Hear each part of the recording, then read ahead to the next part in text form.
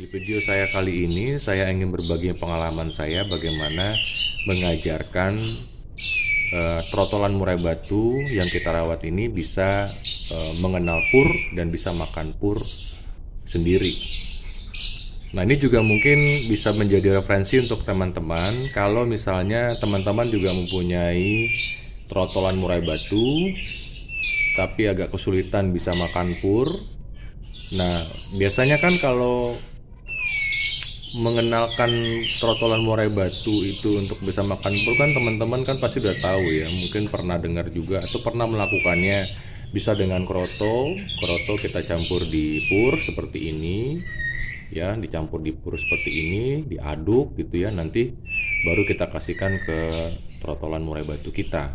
Atau bisa juga dengan jangkrik ya kan, jangkrik, tapi jangkriknya kaki besarnya harus dibuang dulu ya, seperti ini dibuang dulu, nanti baru dimasukkan ke dalam cepuk purnya ini, pur halus dicampur pur kasar. Kalau saya sih ditekan-tekan gini ininya jangkriknya biar nempel di badan jangkriknya, nanti biar trotolan murai batunya bisa mengenal pur ini gitu, dari baunya dan rasanya mungkin. Jadi biasanya kan dilakukan dengan cara seperti itu. Kalau misalnya belum ada perubahan, trotolan murai batu kita ini masih kesulitan untuk bisa makan pur, nah saya akan berikan tips yang pernah saya lakukan dan sering juga saya lakukan dengan saya memberikan IF-nya tidak hanya jangkrik, kroto, tapi juga dengan cacing. Nah, seperti ini teman-teman. Jadi cacing tanah ini saya berikan ke trotolan murai batu saya yang juga sebagai extra food untuk tambahan nutrisinya, nutrisi murai batu trotolannya. Nah, kalau tadi misalnya dengan kroto dicampur pur atau dengan jangkrik dicampur dengan pur ya, progresnya agak kurang kelihatan atau agak lama untuk membuat trotolan murai batu kita bisa cepat makan pur. Itu saya pakai cacing seperti ini. Kenapa pakai cacing? Cacing ini kan dia berlendir nih. Dia kan berlendir. Dia berlendir. Nah, ini ketika kita masukkan ke dalam cepuk makan yang berisi pur halus dan dicampur pur kasar ini, itu pur halus itu nempelnya banyak di badan cacing ini. Sehingga itu akan cepat membuat pur ini termakan oleh trotolan murai batu kita. Tapi pemberiannya teman-teman, saya nggak langsung kasih seperti ini dan langsung masukkan ke dalam cepuk makannya atau ke tempat purnya. Cacing tanah ini dibersihkan dulu dari tanah. Jadi cacing tanah ini kita bersihkan dulu dari tanah yang menempel di badan cacingnya ini.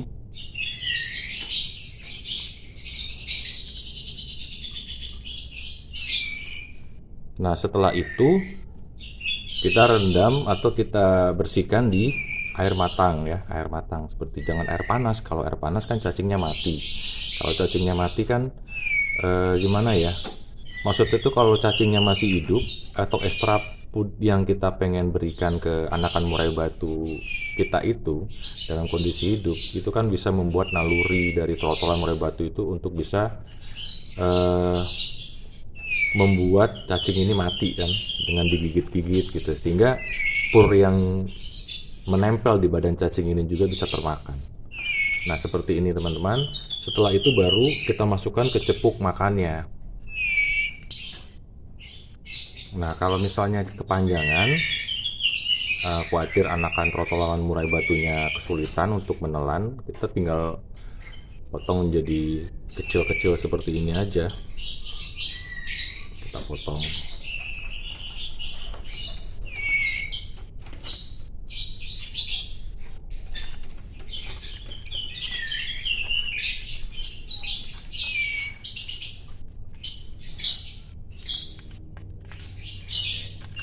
Nah, pemberian cacing ini juga kan bagus untuk mencukupi nutrisi burung-burung kicauan. Jadi seperti ini, setelah dibersihkan tanahnya, kita celupkan ke air atau kita bilas ke air bersih, air matang seperti ini.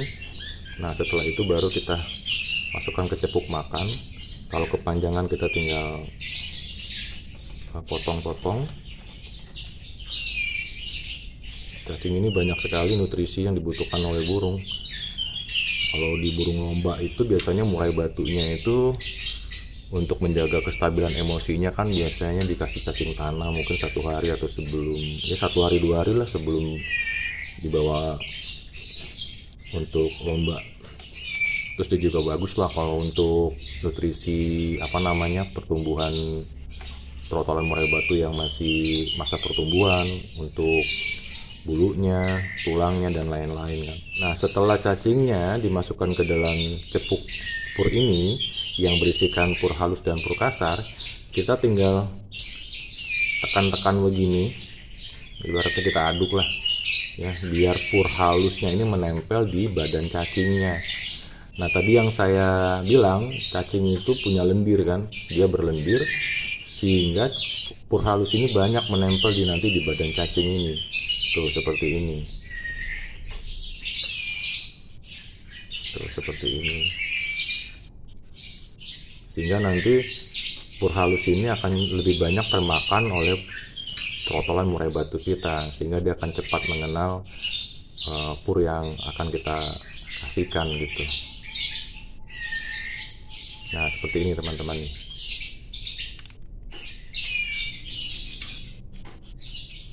Nah, setelah itu tinggal kita kasihkan ke trotolan murai batunya.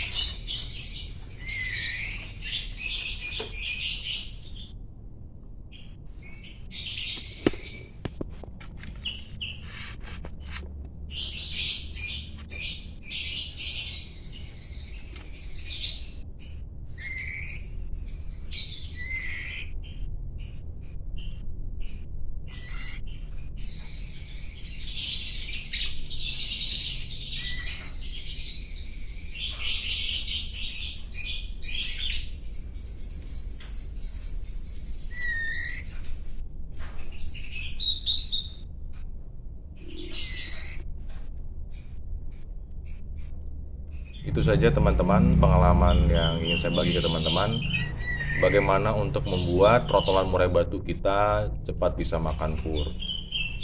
bisa menggunakan cacing juga. Mudah-mudahan ini bisa menjadi referensi untuk teman-teman dan bisa berhasil untuk membuat trotolan murai batu teman-teman semua yang agak kesulitan bisa cepat makan pur.